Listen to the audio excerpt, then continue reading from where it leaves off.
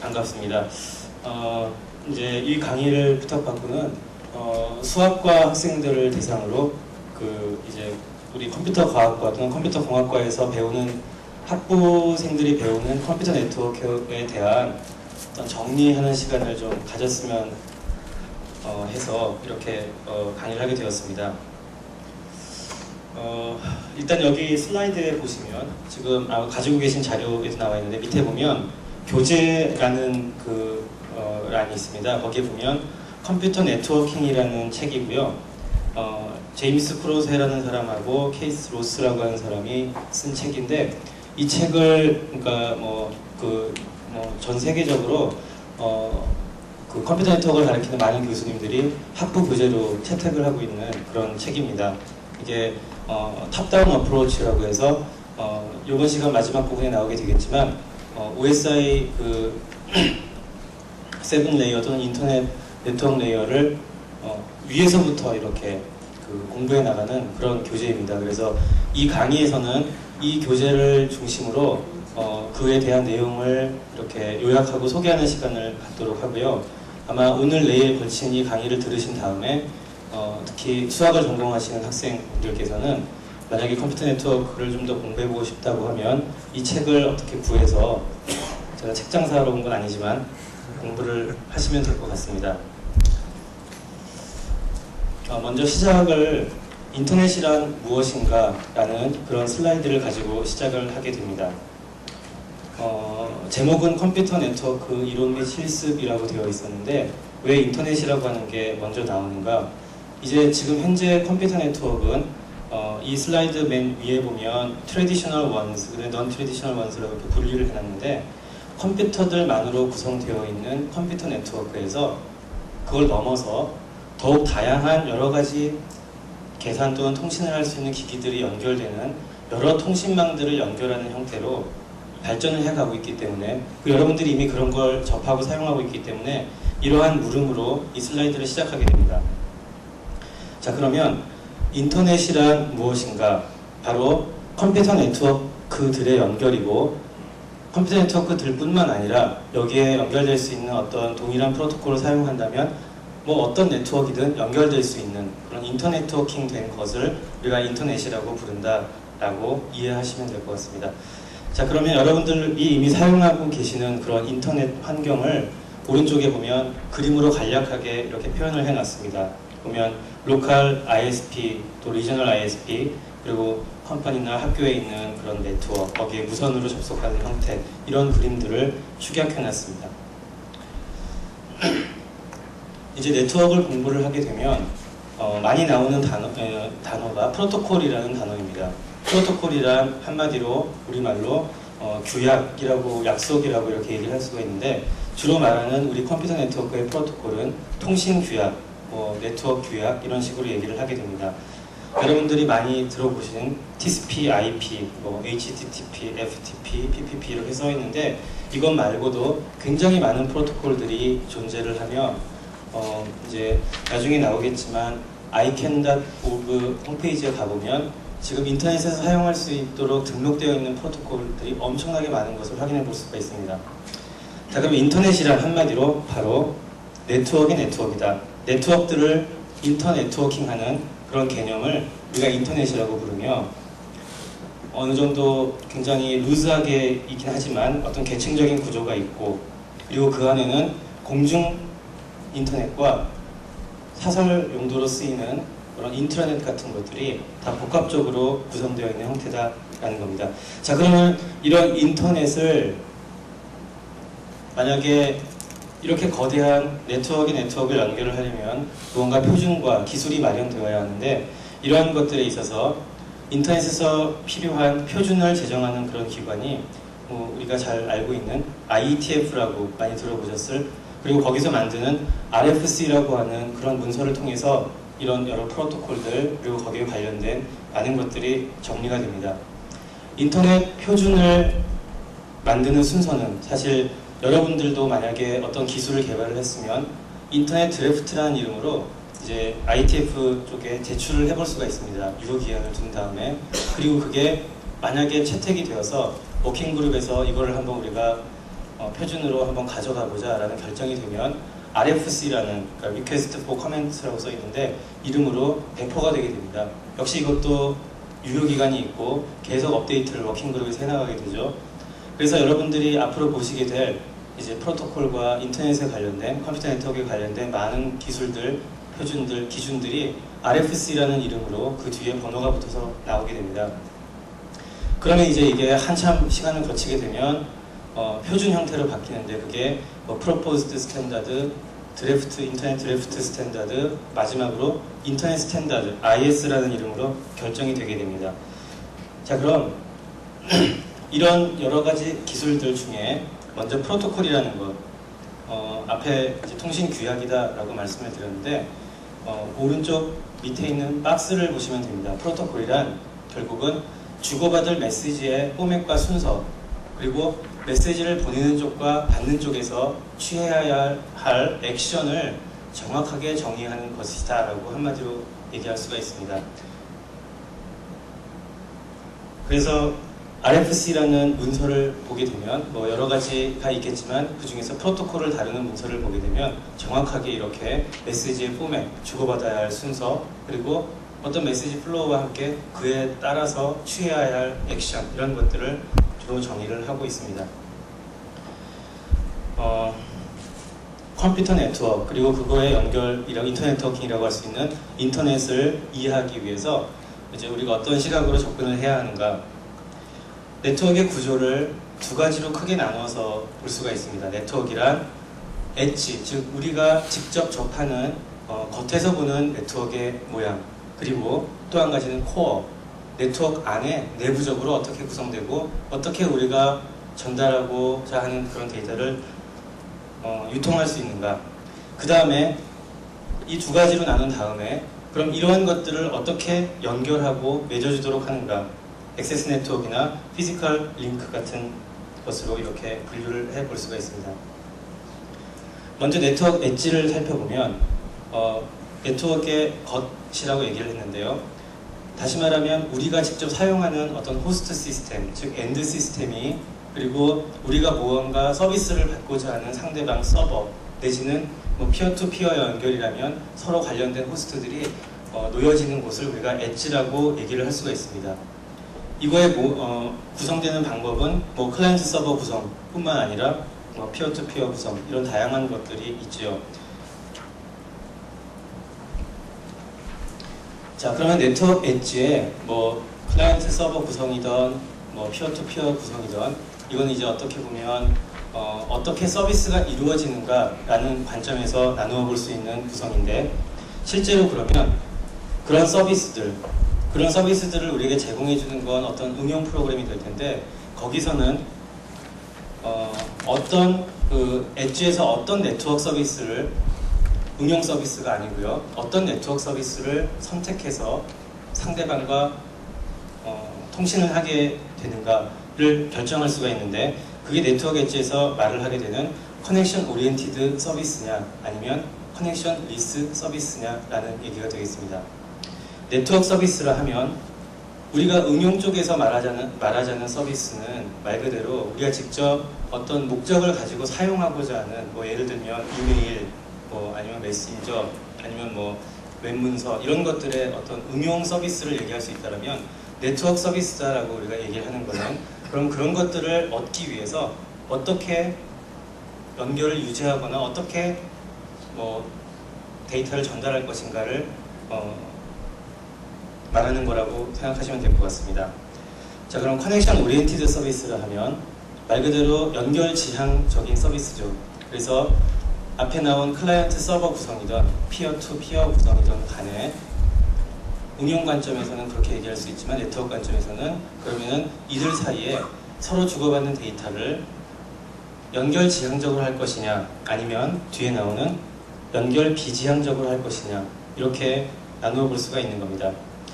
연결 지향적이라고 한다면 먼저 서로 핸드쉐이킹이라는 이름으로 연결을 하기 위한 어떤 절차를 거치고요. 연결이 일단 이루어지면 그 안에서 메시지를 릴라이블하게, 그러니까 뭐 없어지는 정보 없이, 없어졌다면 다시 리트랜스미션을 해서 어쨌든 릴라이블하게 모든 데이터, 보낸 모든 데이터가 전달이 되도록 보장을 해준다거나, 아니면 보내는 방법 중에서도 순서에 맞게 항상 인오더 딜리버리를 할 수 있도록 한다거나, 또는 받는 측과 네트워크 측의 트래픽 부하 그리고 로드가 걸리는 것을 방지하기 위해서 흐름 제어나 혼잡 제어를 한다거나 하는 이런 여러 가지 연결에 관련된 기능들을 제공하는 그런 네트워크 서비스를 우리가 커넥션 오리엔티드 서비스라고 하고, 그와 같은 네트워크 모델을 커넥션 오리엔티드 서비스 모델이라고 얘기를 합니다. 앞에 말씀드렸던 RFC793이라는 문서로 정의되어 있는 TCP 프로토콜이 바로 이와 같은 기능을 제공하는 프로토콜입니다.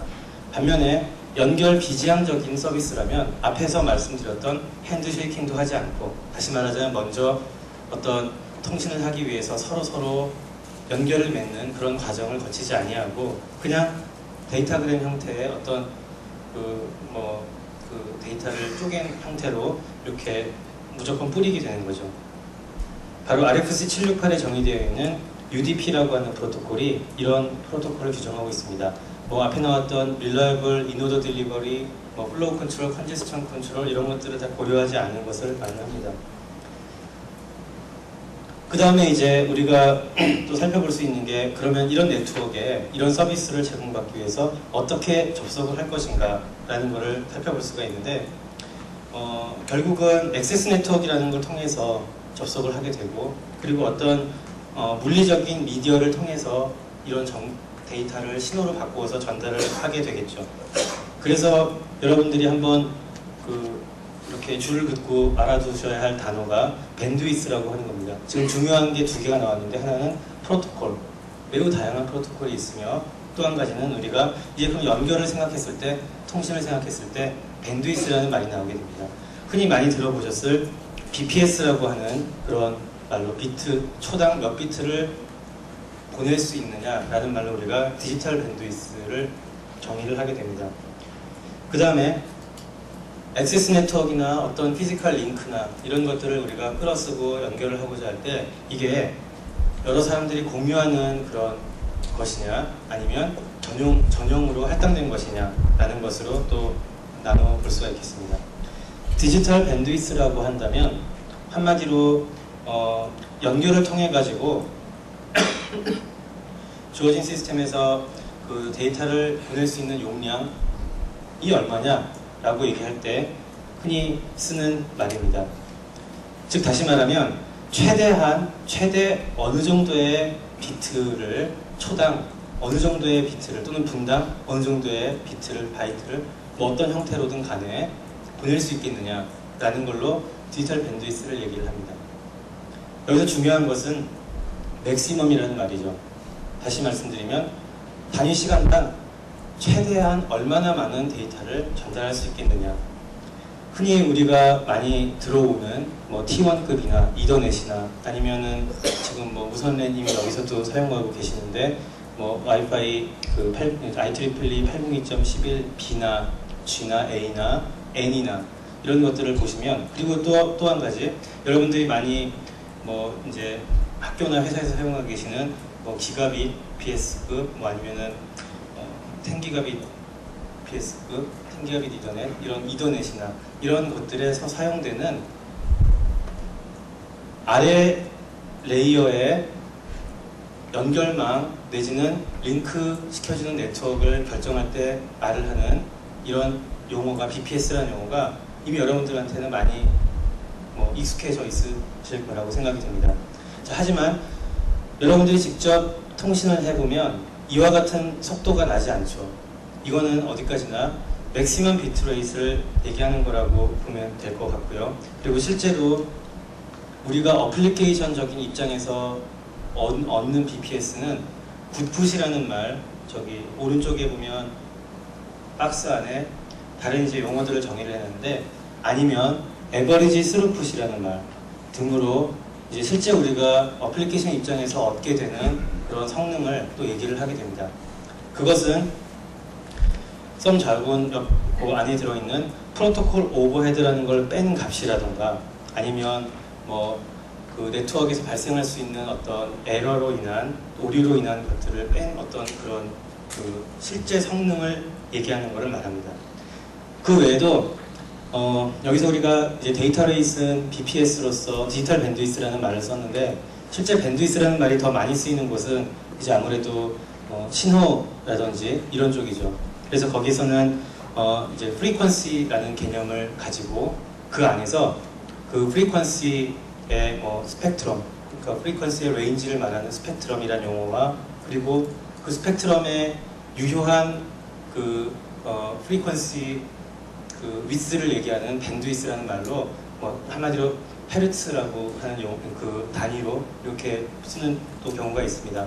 헤르츠라고 하는 거는 이제 초당 그 몇 사이클이냐 우리가 그런 걸로 얘기를 하게 되는데 결과적으로는 이 디지털 밴드위스가 어떤 신호 형태로 바뀌어가지고 전달이 되게 되고 그러다 보니까 디지털 밴드위스와 저기 아날로그 세계에서 얘기하는 헤르츠로 우리가 구분짓는 밴드위스와 유관합니다. 그러니까 무관하지 않습니다. 그래서 보통 이제 같은 말로 많이 쓰게 되는데 우리에게는 더 좋은 용어라고 한다면 한마디로 데이터 레이트 내지는 굿풋 이런 말을 그러니까 스루풋 이런 말을 쓰는 것이 더 적합하다고 보여집니다. 스루풋은 제가 원하는 데이터만 양만 잰 거예요? 밴드위스 중에서요?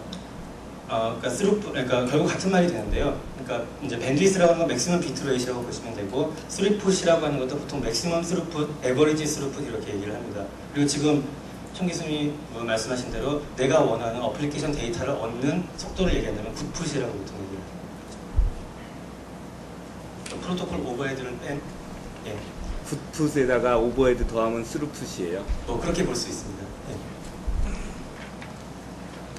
그 다음에 그러면 실제로 거기에 사용되는 피지컬 미디어들을 한번 이렇게 쭉 보면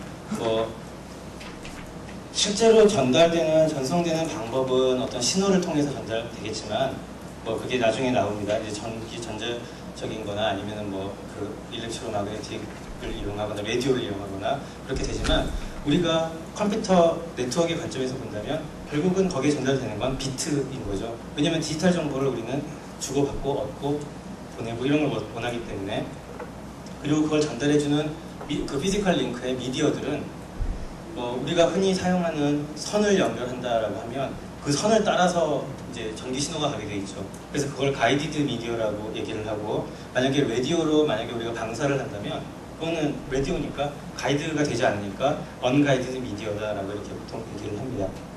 그 다음에 가이디드 미디어의 종류를 살펴보면 많이 쓰이고 있는 게 트위스티드 페어죠. 전화선이나 아니면 우리 혹시 TP 와이어라고 하는 보통 일반적으로 여러분들이 허브 같은 데 꼽는 그 랜 케이블 같은 게 다 그런 트위스티드 페어 형태로 되어 있고요. 내부를 보면 저렇게 그 플라스틱 그 껍질을 벗겨보면 안에 이제 저렇게 선들이 또 플라스틱에 쌓여있는 선들이 두 개가 이렇게 꼬여 있는 걸 볼 수가 있습니다. 그리고 카테고리를 나눠가지고 이더넷 속도가 올라가면서 카테고리가 올라가는 걸 살펴볼 수가 있고요. 컴퓨터 네트워크를 공부하는 관점에서 물리적인 이런 미디어는 무엇이 있다, 어떤 용도로 쓰인다라는 거지 실제로 이제 여기에 실제 어떻게 신호를 실어보내고 어떻게 이거를 또 코딩하고 이러는 거에 대해서는 조금 더 이제 전산과에서 배우는 컴퓨터 과학과나 컴퓨터 공학과에서 배우는 컴퓨터 네트워크보다는 조금 더 전자공학 쪽으로 가서 공부를 하는 쪽이 되겠습니다. 그래서 여러분들이 만약에 이런 쪽에도 관심이 있다면 이제 좀 전자공학 쪽에 또 전공하시는 분들과 한번 이렇게 수업을 가져보는 것도 좋을 것 같습니다. 일단 트위스티드 페어 말고 또 사용되는 게 있다면 여러분들이 케이블 TV 같은 거 보시면 써보셨을 그런 동축 케이블입니다. 과거 이더넷은 사실 이제 이 동축 케이블을 사용했었거든요. 그게 이제 빨라지고 점점 발전하면서 트위스티드 페어로 바뀌어서 사용이 되었는데 동축 케이블은 안에 있는 구리선 위에 이제 쉴드 되도록 또 이렇게 플라스틱하고 그다음에 또 얇은 구리선들을 막 꼬아놓고 그리고 거기다 검은색 이렇게 또 그 껍데기를 붙여놓은 그런 구조입니다. 보신 분들은 저거구나 안테나선 같이 생긴 거죠. 아실 것 같고요. 그 다음에 이제 우리에게 고속의 그 액세스 네트워크를 만들어주는 매우 중요한 도구인 파이버 옵틱 케이블이 있죠. 방 케이블.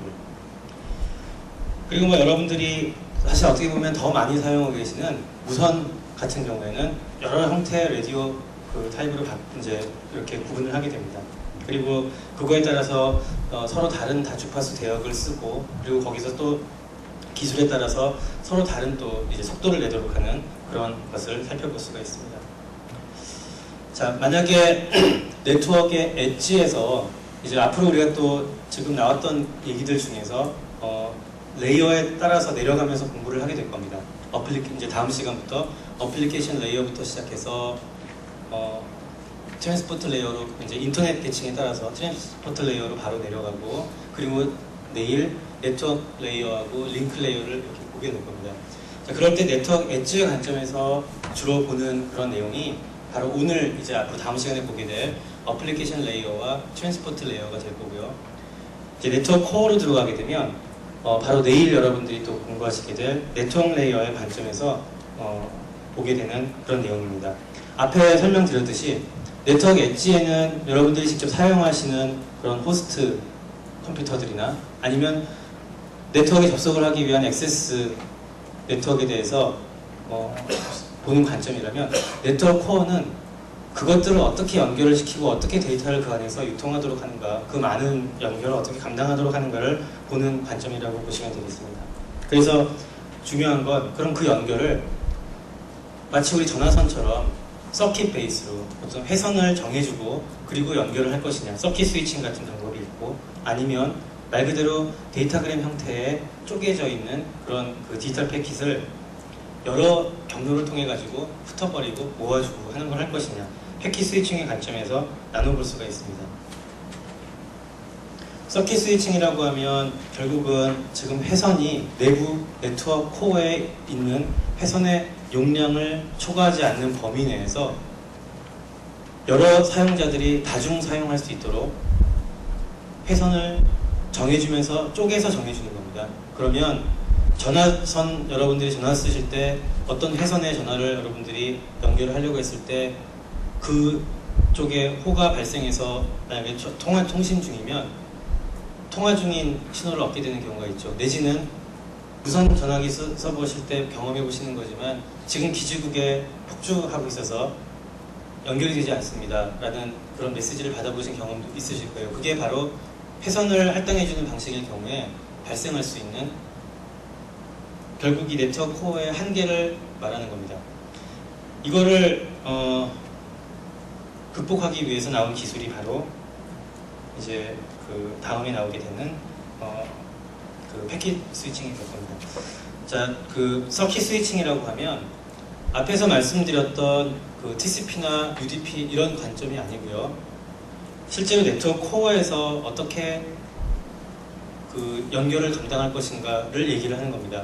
그러니까 앞에서 나왔던 TCP나 UDP라고 한다면 액세스적인 관점에서 응용 서비스가 어떤 네트워크 서비스를 사용할 것이냐라는 걸 얘기를 하는 거였고요. 지금 여기서는 네트워크 코어에서 어떻게 이것을 연결을 할 것이냐, 어떻게 전달을 할 것이냐를 얘기하는 거라고 보시면 되겠습니다.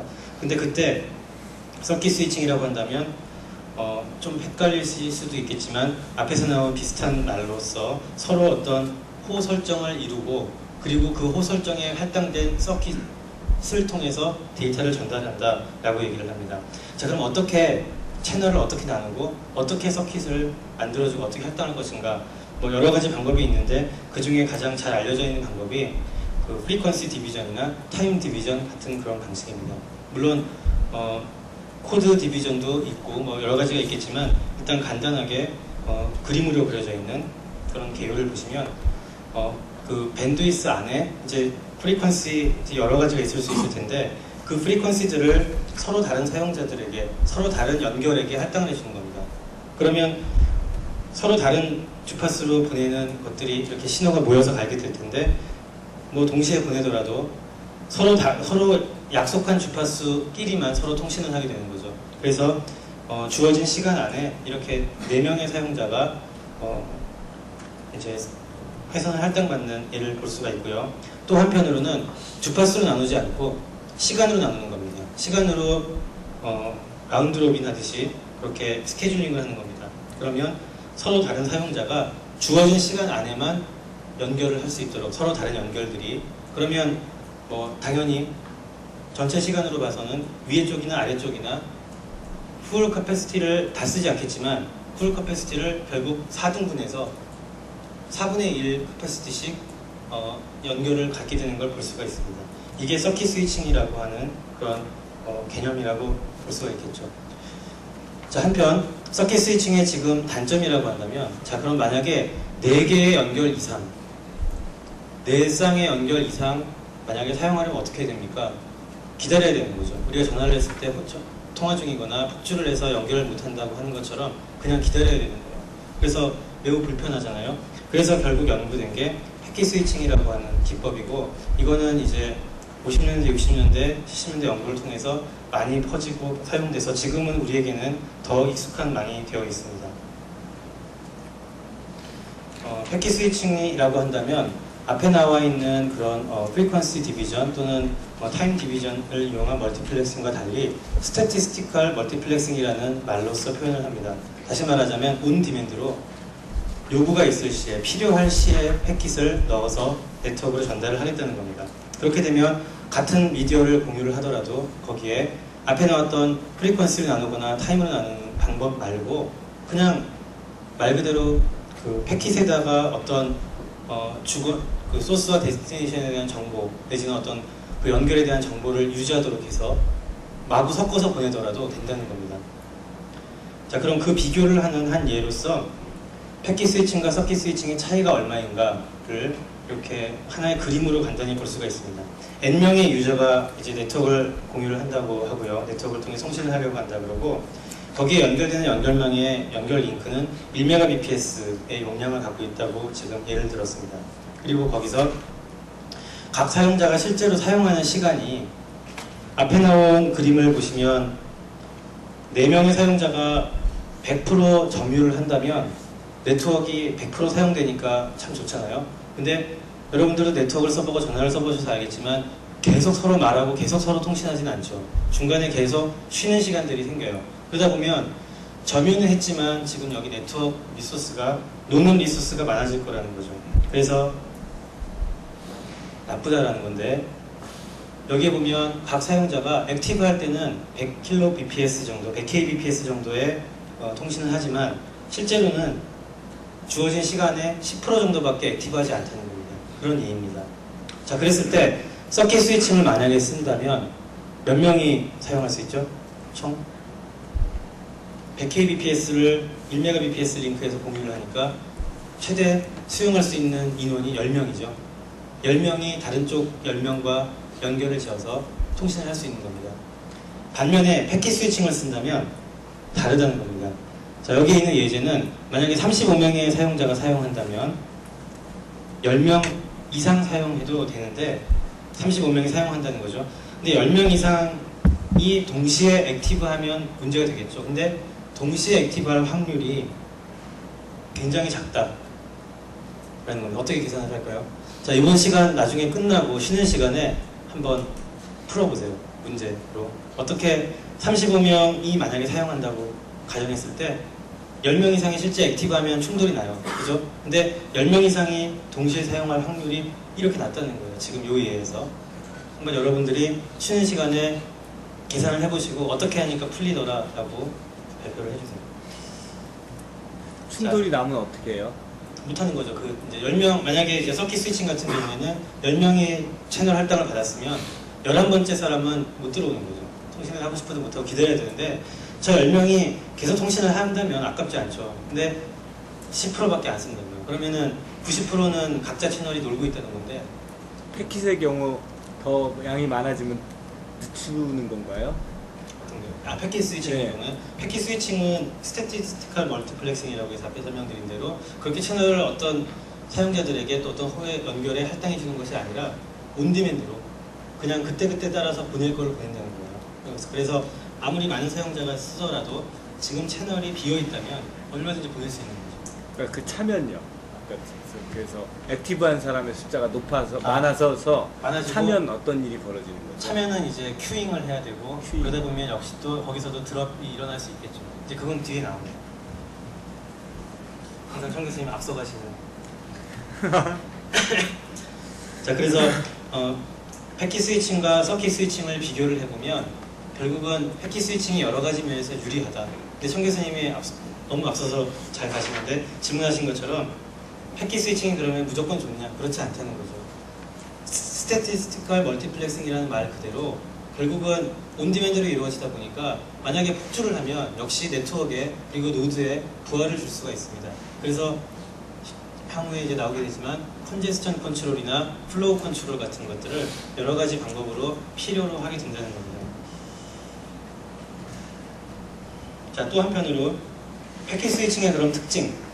패킷 스위칭은 연결을 일단 해서 채널을 그리고 서킷화해서 할당해서 그냥 데디케이티드 채널로 쭉 보내면은 별 무리가 없겠죠. 전화하듯이. 근데 그게 아니라는 거예요.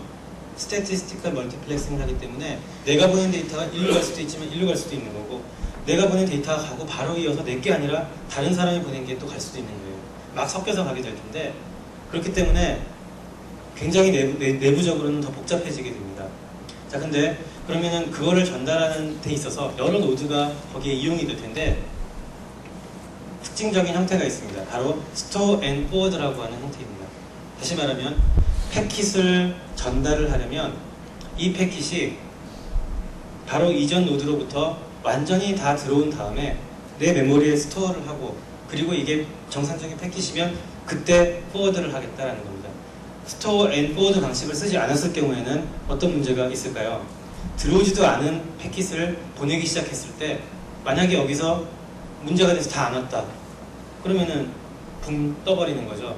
당연히 안 되는 겁니다. 그리고 패킷이 왔을 때 그 패킷에 대한 어떤 확인이나 처리 절차 같은 것들이 필요하게 됩니다. 따라서 항상 이런 스토어 앤 포워드 방식으로 패킷 스위칭은 구동을 하게 됩니다. 그렇기 때문에 자, 만약에 각각의 링크, 세 개의 링크 R 이제 BPS를 갖는 그런 그 링크를 세 개를 지금 갖는 그런 네트워크의 예인데 이럴 경우에 스토어 앤 포워드로 인해서 생기는 딜레이를 계산해 보면 이런 식으로 나옵니다. 예를 들어서 데이터의 크기가 7.5 메가비트라고 한다면 그리고 각 링크가 1.5 메가bps의 데이터 레이트를 갖는다고 한다면 얼마나 될 것인가? 그냥 L을 R로 나눠주면 되는데 3개이기 때문에 3배가 되겠죠. 그래서 5초씩 15초가 걸리게 됩니다. 만약에 패킷 스위칭이 이런 식으로 시간이 많이 걸리는 거라면 당연히 사용할 수 없겠죠. 그러나 기술적으로 전혀 문제가 없습니다. 말하자면 메시지 세그먼테이션이라고 얘기하는데 메시지 세그멘테이션을 해서 그 세그먼트로 나누어서 더 잘게 쪼개서 그리고 여러 노드를 거치게 될 텐데 그 노드에는 스토어 앤 포워드를 파이프라이닝을 해버리는 겁니다.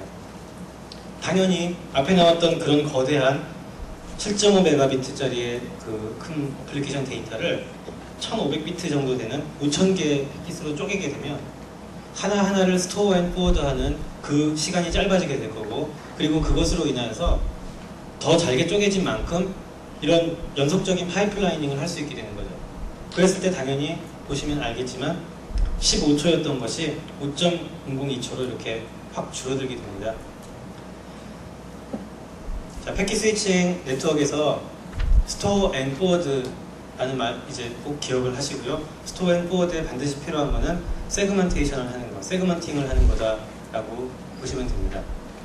자, 그 다음에 포워드를 하는 이런 관점에서 그럼 패킷 스위칭은 단일하게 그냥 스토어 앤 포워드를 하는데 단일하게 그냥 막 뿌리는 데이터그램의 구조만 갖는가? 또 그건 아닙니다.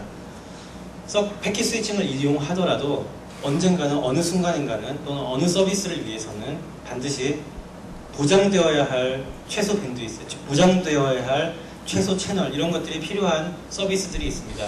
그러면은 그때는 서킷 스위칭을 이용하고 이때는 패킷 스위칭을 이용하고 그럴 수가 없겠죠. 그래서 패킷 스위칭에서도 역시 서킷 스위칭을 모사할 수 있는 그런 기술을 연구를 해서 이미 다 상용화되고 쓰이고 있습니다. 그게 버추얼 서킷이라고 하는 겁니다. 그러니까 다시 말하자면 패킷 스위칭 네트워크 위에서 마치 서킷 스위칭처럼 먼저 호 설정하는 단계를 거치고 그리고 그걸 거친 연결에 대해서는 마치 서킷처럼 경로를 지정해 놓은 상태에서 연결되어 있는 상태에서 서킷 스위칭을 하는 것처럼 보장해주는 그런 방법을 우리가 버추얼 서킷이라고 얘기합니다. 그것은 지금 말씀드렸던 앞에서 여러분 말씀드렸던 전형적인 패킷 스위칭 형태인 데이터그램과 달리 서킷 스위칭이 갖는 장점을 갖습니다. 하지만 데이터그램 네트워크와 달리 역시 서킷 스위칭을 따라하기 위한 그런 부가적인 오버로드가 필요하게 됩니다. 자, 그 중에 가장 큰 오버로드는 뭐가 있을까요? 가장 큰 오버로드를 맨 밑에 써놨어요. 라우터가 반드시 그 호에 대한 스테이트들을 다 가지고 있어야 된다는 거죠. 그럼 굉장히 문제가 돼요. 왜냐하면 앞에서 보셨듯이 패킷은 잘게 쪼개져가지고 어마어마하게 많은 양들이 여기 갔다 저기 갔다 돌아다닐 텐데 굉장한 부담을 주게 됩니다. 그래서 아무 데서나 버추얼 서킷 네트워크를 쓰는 건 아니고요. 일반적으로 우리가 잘 알고 있는 인터넷은 데이터그램 네트워크입니다. 자, 그러면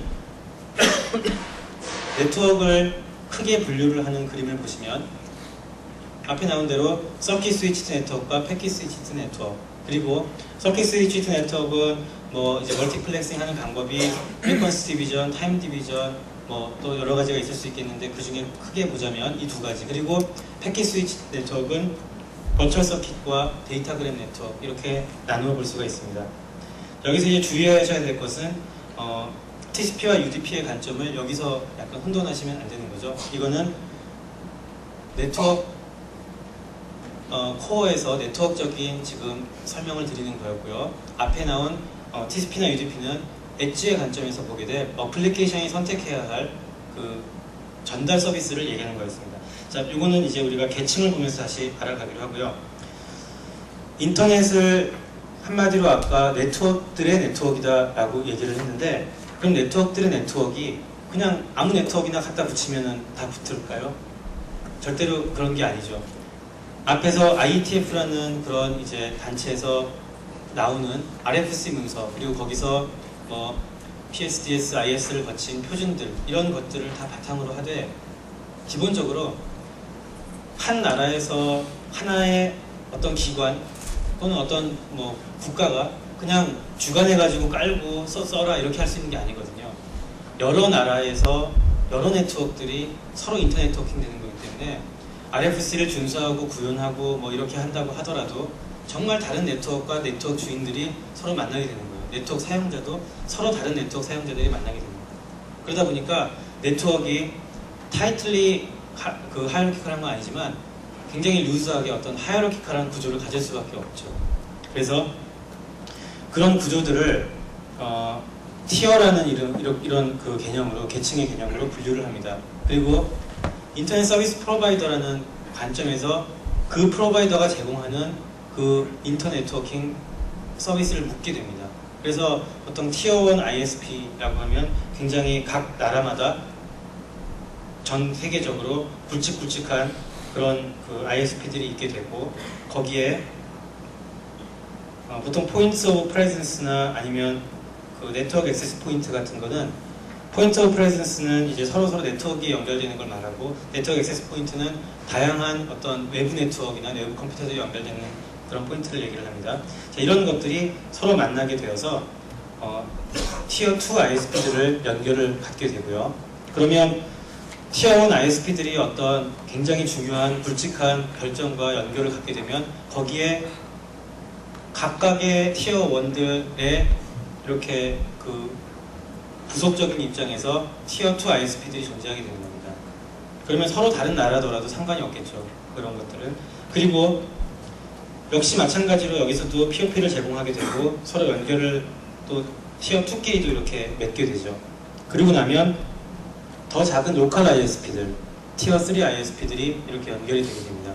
그러면 일반적으로 사용자가 네트워크를 사용한다면 어떻게 이 네트워크들을 연결해서 걸쳐가게 될 것인가? 바로 이런 루즈한 형태의 계층적인 형태로 구성되어 있는 네트워크의 네트워크를 거쳐가게 되는 거죠. 그래서 이 연결을 보시면 자신이 사용하는 ISP만을 거치는 게 아니라 그것이 연결되어 있는 다른 티어의 다른 계층들을 다 거쳐서, 특히 백본을 소유하고 있는 티어 1을 거쳐서 보통 서로 다른 네트워크들이 대륙을 건너서도 지구 한 바퀴를 돌아서도 연결이 될 수 있는 겁니다. 자, 마지막 이번 그 시간에 또 자세히 봐야 될 부분 중에 하나가 자, 그러면 앞에 딜레이라는 게 나왔는데 우리가 파이프라이닝을 하긴 했지만 여전히 딜레이에 대한 중요한 위험이 도사리고 있습니다. 청 교수님이 잠깐 질문을 하셨었는데 만약에 너무 많은 데이터가 몰리게 된다면 그러면 이 노드가, 이 라우터가 어떤 중간에 또 필요한 어떤 호스트가 감당할 수 있는 능력이 없다면 마비되거나 패킷을 잃어버리게 되는 거거든요.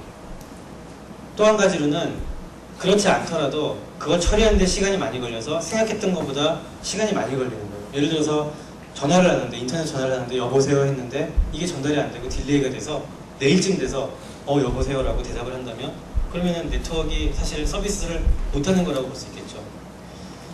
자, 그래서 딜레이라는 건 과연 어떻게 발생하고 패킷 로스는 어떻게 발생하고 그리고 그걸 우리가 어떤 관점에서 봐야 하는가 매우 중요한 파트라고 보실 수 있겠습니다.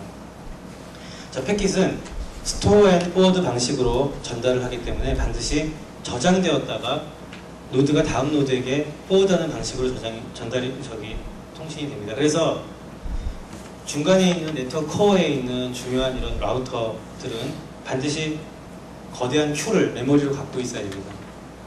그래서 그 큐에 처음 들어온 녀석이 먼저 나갈 수 있도록 이렇게 큐에 계속 이렇게 쌓여두도록 패킷이 그렇게 유지를 하게 됩니다.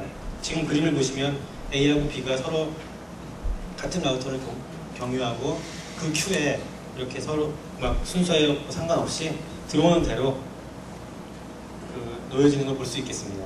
자, 그러면 과연 어디서 딜레이가 일어날 것인가?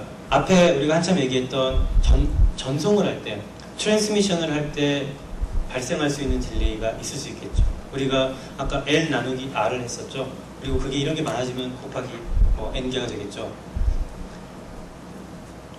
보내려고 하는 패킷의 크기와 그 다음에 지금 연결되어 있는 링크의 데이터 레이트와 상관이 있는 전송에서 생길 수 있는 딜레이가 있을 수 있고요. 그 다음에 큐 속에서 뭔가 발생할 수 있는 딜레이가 있을 수 있습니다. 자, 크게 4가지의 딜레이를 우리가 보통 얘기를 합니다. 아이고, 왜 이렇게 사라지죠? 보통 4가지로 얘기를 합니다. 첫 번째, 노달 프로세싱 딜레이. 패킷이 오면 아까 말씀드렸듯이 전체 패킷이 한 패킷은 다 들어와야 뭔가 할 수 있다 그랬죠. 이게 다 들어와야 중간에 에러가 생겼는지 링크 레이어에서 뭔가 할 수 있는 CRC 체크를 한다든지 이런 것들을 할 수 있겠죠. 그걸 하기 위한 어떤 노달 프로세싱 시간이 있습니다. 이거는 라우터가 결국 컴퓨터이기 때문에 라우터에서 아래 레이어에서 이거를 받아온 프레임을 열어보고 체크하고 하는 그런 이제 처리 시간입니다. 짧은 시간이지만 걸릴 거고요. 그 다음에 이게 큐에 쌓일 텐데 큐에 쌓여서 바로바로 나가면 좋을 텐데 그렇지 않죠. 왜냐하면 들어오는 속도와 들어오는 양과 나갈 수 있는 양과 나가는 속도가 다 다르기 때문에 절대로 이게 정확하게 들어오고 나가고 바로바로 할 수가 없습니다. 당연히 우리가 운전을 해서 차를 몰고 가면 알 수 있는 거고 지하철을 타거나 버스 탈 때 다 경험하는 거죠. 항상 줄 서서 기다리게 되는 상황이 발생을 합니다. 여기서도 마찬가지죠. 패킷들이 결국은 줄 서서 기다려야 되는 상황이 발생하고 그거를 감당하는 것이 큐인데 그 큐에서도 큐잉 딜레이가 발생할 수밖에 없죠. 그리고 앞서 말씀드렸듯이 아까 L을 R로 나눈 그런 트랜스미션 딜레이가 생기게 되고요. 그리고 실제 전자적인 또는 어떤 광통신을 이용해서 무지 빠른 속도로 가겠지만 어쨌든 프로파게이션 어떤 한 위치에서 다음 노드까지 가기 위해서 어떤 물리적인 미디어를 따라서 전파되는 그런 시간이 또 있습니다. 매우 짧은 시간이겠지만 어쨌든 어떤 미디어를 통하느냐에 따라 가지고 다른 시간을 갖는 딜레이가 있을 수 있습니다. 자, 그래서 다시 정리를 해보면 첫 번째 노달 프로세싱, 그 다음에 큐잉 딜레이, 그 다음에 트랜스미션 딜레이, 마지막으로 프로파게이션 딜레이 이런 식으로 나누어 볼 수가 있습니다. 여기에 나와 있는 이제 아날로지는 뭐냐면 고속도로에서 자동차를 캐러반에 싣고 가는데, 그러니까 끌고 가는데 다 연결을 해가지고 실제로는 이게 자동차 하나하나가 패킷이라고 보면 되겠죠. 그리고 비트라고 보면 되겠네요. 이제 예제를 한번, 이거는 예제로 그냥 들어있는데 여러분들이 한번 읽어보시면 될 내용입니다. 시간 관계상 간단히만 말씀드리면 그 첫 번째 있는 예제는 뭐냐면 10개의 자동차를 캐러반에 연결을 해가지고 가지고 갈 때 톨부스에서 한 대 한 대 처리하는 시간이 만약에 12초가 걸린다면 전체 자동차 한 대 한 대가 낼 수 있는 속도가 100km라면 결국은 첫 번째 자동차가 톨부스를 나와서 다음 톨부스에 가는 시간이 62분이 걸리겠죠. 그 얘기를 하는 겁니다. 그래서 전체적으로 만약에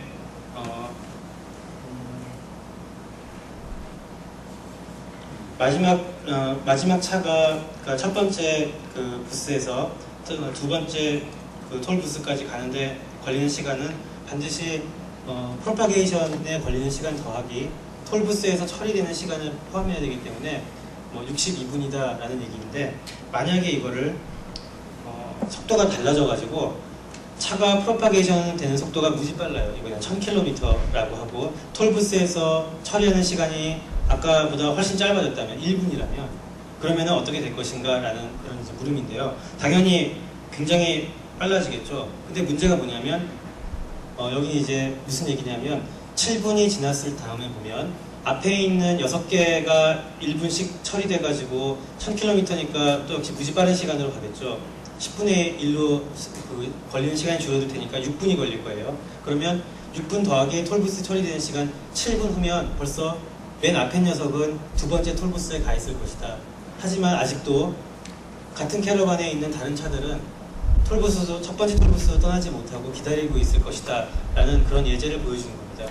요거는 나중에 쉬는 시간에 앞에 있는 문제 하나 풀어보시고 그 다음에 캐러반 에널로지가 딜레이에 대해서 어떤 의미를 갖는가, 결국 들어오는 속도, 처리되는 속도, 나가는 속도가 다 다르기 때문에 발생할 수 있는 차이에 대해서 비교를 해보시면 될 것 같습니다. 우리가 노달 딜레이라고 얘기를 하면 앞에만 나왔던 그런 노달 프로세싱 딜레이, 큐잉 딜레이, 트랜스미션 딜레이, 그리고 프로파게이션 딜레이를 모두 합쳐서 노달 딜레이라고 얘기를 합니다. 이런 노달 딜레이들이 여러 노드들을 거치면서 점점 늘어나게 되겠죠. 그래서 패킷망은 만약에 패킷망으로 들어오는 패킷의 속도, 양이 많아지고 그리고 그래서 속도가 빨라지고 그 다음에 그 안에 있는 코어 속에 있는 라우터들의 큐의 캐퍼시티에 한계가 있고 그 다음에 서로 연결되는 그 링크가 역시 전송하고 전달하는데 한계가 있다면 굉장히 많은 혼잡과 그 다음에 결과적으로 네트워크의 마비를 가져올 수 있다는 겁니다. 그래서 굉장히 중요한 척도가 하나 있는데 바로 트래픽 인텐시티라고 하는 얘기입니다. 이거는 실제로 패킷이 도착하는 그 레이트하고 그 다음에 앞에서 나왔던 처리해야 될 패킷의 크기를 트랜스미션 레이트로 나눈 값을 A에다 곱해가지고 얻어낸 결과를 우리가 트래픽 인텐시티라고 보통 얘기를 하게 됩니다. 이게 만약에 들어오는 양에 비해서 아까 앞에 캐러반 바로 에널로지 두 가지 비교를 보시면 돼요. 들어오는 양에 대해서 만약에 그 처리를 빨리 하더라도 거기에 못 미친다면 남아있는 게 많아질 거고, 그게 아니고 다 빨리 처리해서 빨리 보낸다면 큐가 빨리 비게 될 거고, 큐가 빨리 비게 되면 그만큼 이제 전체적으로 네트워크에 부하가 적게 걸린다는 얘기가 될 거고 그런 게 되겠죠. 만약에 트래픽 인텐시티가 낮다면 그러면은 역시 큐도 비어있고 트랜스미션 채널도 이렇게 여유가 있고 이런 얘기를 할 수 있는 게 되고, 만약에 그게 1에 근접한다면 반대 상황이 될 수 있습니다. 그래서 만약에 1에 근접한다면 거의 네트워크가 잘못하면 마비도 될 수 있고 패킷 로스도 발생할 수 있는 상황이다라고 이렇게 얘기를 하게 됩니다. 인터넷 딜레이에 대해서 한번 살펴볼 수 있는 간단한 프로그램이 여러분들이 쓰는 컴퓨터에도 다 들어있습니다. 이게 트레이스 라우트라고 하는 프로그램인데, 트레이스 라우트는 기본적으로 지금 내가 통신하고자 하는 상대방 녀석이 살아있고 얼마나 빠른 속도로 연결할 수 있는가를 테스트해보기 위해서 쓸 수 있는 그런 아주 중요한 어플리케이션 프로그램입니다. 트레이스 라우트도 역시 RFC에서 정의하는 대로 구현이 보통 되고요. 트레이스 라우트는 기본적으로 많이 구현되는 방식은 나중에 네트워크 레이어 때 잠깐 나오게 되겠지만 인터넷 프로토콜이 TCP와 IP, UDP만 있는 게 아니라 또 다양한 여러 가지 프로토콜들이 있습니다. 그 중에 ICMP라는 굉장히 중요한 프로토콜이 있는데 그게 인터넷에 컨트롤 메시지를, 제어 메시지를 전달하도록 하는 그런 프로토콜입니다.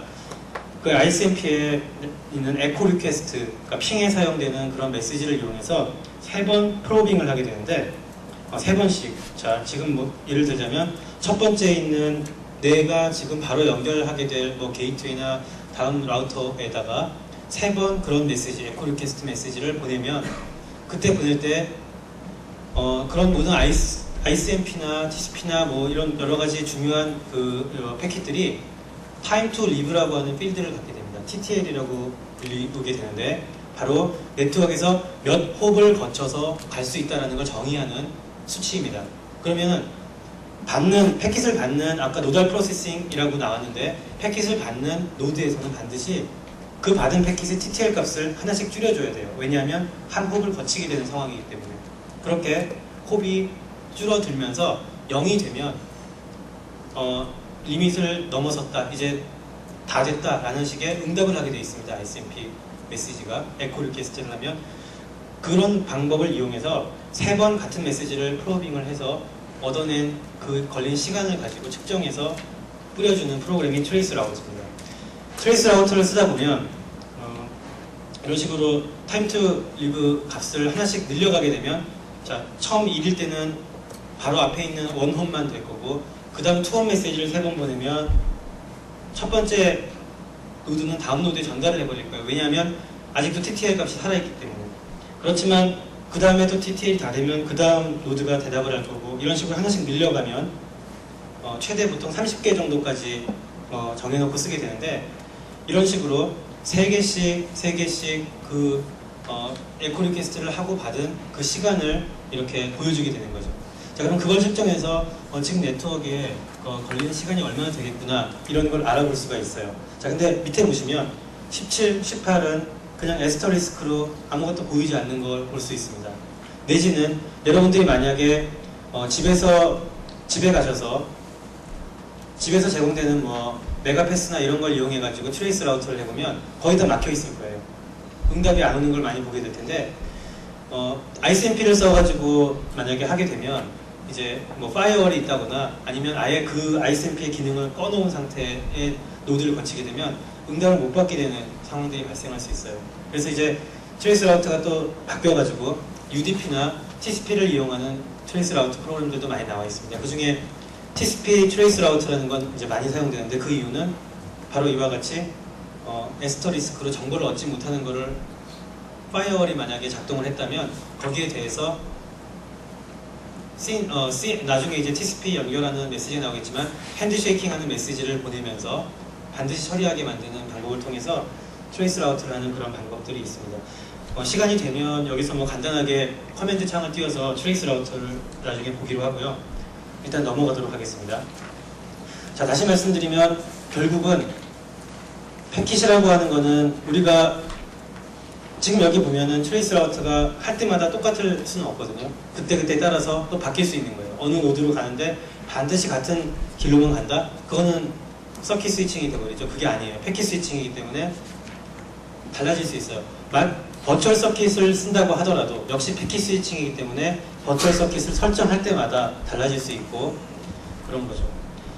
자, 그래서 어쨌든 패킷은 그렇게 쪼개서 여러 노드들을 거쳐서 이렇게 전송이 되기 때문에 결국 네트워크에 부하가 많이 걸렸을 시에는 어느 노드에 만약에 큐가 꽉 찬 상태다라고 한다면 패킷 로스가 발생할 수 있는 거죠. 그래서 그런 게 발생하지 않도록 잘 네트워크를 구성하고 운영하는 것도 필요하겠지만 그러는 데는 아직은 기술적으로 그런 어떤 퀄리티 오브 서비스를 정말 완벽하게 제공해주는 링크 레이어의 프로토콜, 네트워크 레이어의 프로토콜을 얻기는 쉽지 않아요. 오히려 그렇게 되면 아까 우리가 서킷 스위칭 할 때 얘기한 것처럼 부하가 거꾸로 커지게 되는 거죠. 자, 그래서 결국은 어쩔 수 없는데 그랬을 때는 무엇을 하는가? 바로 리트랜스미션, 다시 보내는 방식을 통해 가지고 극복을 하게 되는 거죠. 나중에 이 TCP를 볼 때 나오게 될 겁니다. 자, 첫 시간에 나오는 강의 자료의 제일 마지막 내용은 자, 그러면 우리가 지금 인터넷이란 무엇인가? 인터넷은 네트워크의 엣지와 네트워크의 코어 그리고 그 안에서 연결되는 피지컬 링크 미디어들을 바탕으로 살펴봤고 그리고 거기서 코어에서 네트워킹 할 수 있는 방법이 결국은 뭐 서킷 스위칭이나 패킷 스위칭을 통해서 같은 네트워크이지만 여러 사용자가 엣지에서 여러 호스트를 가지고 여러 프로세스를 돌리면서 여러 프로그램을 돌리면서 사용할 수 있도록 한다라는 걸 살펴봤는데, 자 그러면 우리가 엣지와 코어만 나누어서 공부를 하면, 그리고 엣지와 코어만 나누어 가지고 네트워크를 구성하면 간편하게 될 것인가? 절대로 아니라는 거죠. 왜냐하면 엣지와 코어가 벌써 봤을 때 TCP의 UDP의 커넥션 오리엔티드나 커넥션 리스의 개념과 이상하게 네트워크 안쪽에 들어갔더니 나오는 그 서킷 스위칭과 뭔가 이 그 패킷 스위칭이 좀 헷갈리기도 하고 뭔가 알 것 같은데 좀 이상하다라고 생각을 하게 될 거예요. 그 이유는 우리가 지금 본 관점이 수평적으로 엣지와 코어로 나눠봤기 때문에 그래요. 근데 컴퓨터 네트워크가 만들어지고 그리고 사용되는 그런 관점은 바로 지금 여기 그림에 있는 프로토콜의 계층적인 접근으로 인하여서 지금 이런 혼돈되고 헷갈리는 부분들을 해결을 하게 되었어요. 다시 말하면 네트워크의 구성을, 그리고 거기에서 필요한 프로토콜의 구성을 이런 수평적인 구조가 아니라 계층적인 구조로 나누어서 서로 연결을 짓도록 함으로써 여러 프로토콜들이 동시에 사용되고 네트워크에서 여러 가지의 연결 방법, 여러 가지의 통신 방법들이 만날 수 있도록 하는 그런 결과를 얻을 수 있게 되었어요. 자, 그래서 네트워크는 지금 우리가 수평적으로 봤을 때 보신 바와 같이 너무 복잡하고 너무 그런 것인데, 과연 어떻게 그러면 이렇게 그 계층적인 구조를 가지고 접근을 하게 되는가? 우리가 그냥 뭐 비행기를 타는 그런 예를 하나 들어보면 왜 계층적인 접근이 필요하고 왜 계층적인 접근이 이거를 해결해 주는가를 볼 수가 있습니다. 시간 되실 때 한번 읽어보세요. 당연히 비행기 표를 사고 짐을 체크인하고 게이트에 가서 들어가고 비행기를 타고 뜨면 그 비행기는 우리가 모르는 사이에, 잠자는 사이에 알아서 라우팅을 해가지고 다음 비행장에 도착을 하고, 그리고 거기서 내린 다음에 그 다음에 게이트에서 나와가지고 배기지 클레임을 해서 그 배기지를 찾고, 그리고 만약에 내 이 서비스가 마음에 안 들면 여행사에 이 티켓을 가지고 불평할 수 있는 그런 구조이죠. 자, 이 절차를 보면 굉장히 자연스럽게 계층적인 구조로 모든 어떤 연결이 서로 이쪽 지점에서 저쪽 지점으로 옮겨가는데 굉장히 계층적으로 단계적으로 이루어지는구나라는 걸 볼 수가 있습니다. 자, 근데 한번 그거를 연결을 해보면 어떤 일관성이 있냐면 바로 그 계층의 소스와 데스티네이션이 가질 수 있는 기능적인 일관성이 있죠. 티켓은 티켓끼리, 배기지에 대한 건 배기지 입장에서, 게이트에 대한 거는 서로 공항마다 갖는 게이트 입장에서, 뭐 비행기 오르고 내리는 서로의 메시지는 공항마다 다 일정할 거고, 그 다음에 공항 라우팅은, 비행기의 라우팅은 당연히 전 세계적으로 서로 약속이 되어 있어야만 되는 것처럼 우리 네트워크도 이와 같이 레이어링을 한다면 굉장히 간편하게 그리고 간단하게 살펴볼 수 있다는 거죠. 인터넷에서는 크게 5가지로 나뉘어지는 그런 프로토콜 레이어를 채택해서 구성을 해봤습니다.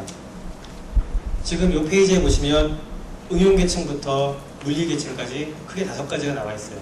자, 보시면 응용 계층이라 하면 여러분들이 아까 네트워크 엣지단에서 호스트의 레벨에서 거기서도 시스템이 아니라 여러분들이 직접 사용하게 되는 어플리케이션 소프트웨어의 관점에서 볼 수 있는 거예요.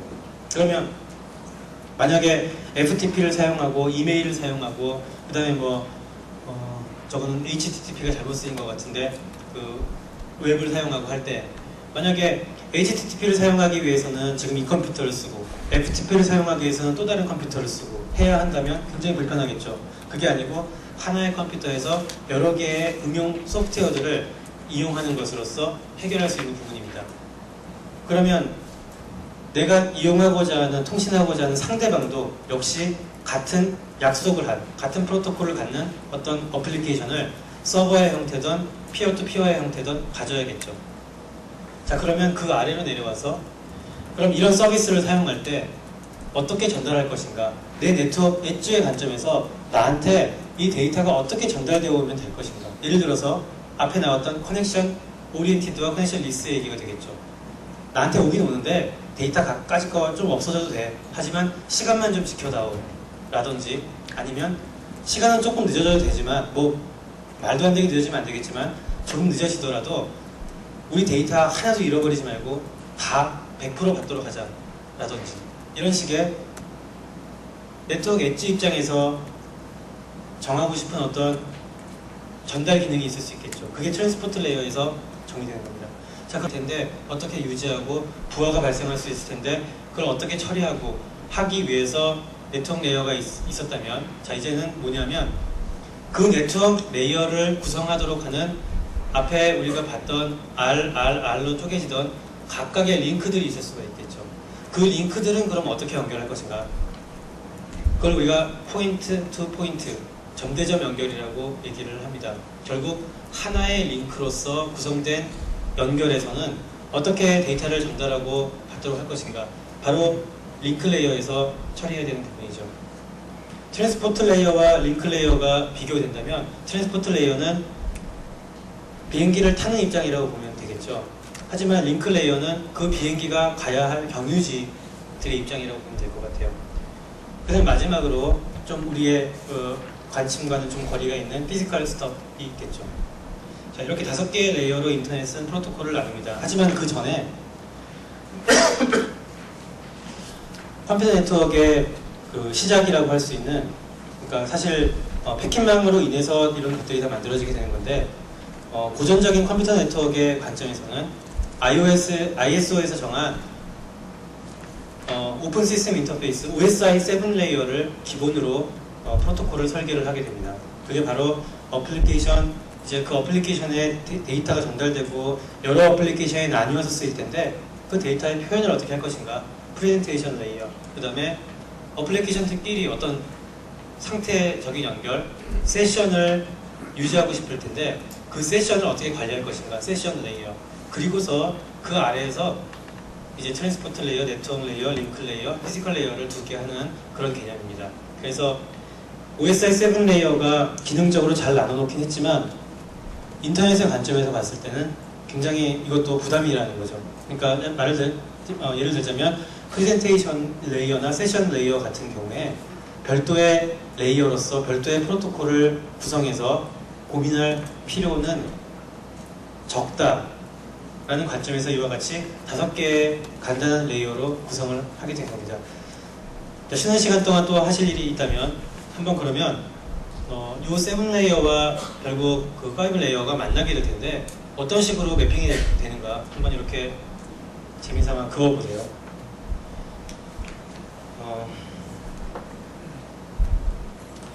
이거는 이제 레이어링 되는 그런 개념의 예인데 당연히 같은 계층의 레이어에 있는 프로토콜끼리 서로 어떤 의미 전달을 하고 어떤 같은 메시지 포맷을 가지고 같은 전달을 하게 될 거예요. 그죠? 앞에 프로토콜이라는 게 뭐였죠? 프로토콜이란 메시지의 포맷과 순서, 그리고 그 메시지를 주고받고 할 때 해야 할 액션을 정의하는 거라 했는데 그 약속은 서로 같은 계층끼리만 하면 되는 거죠.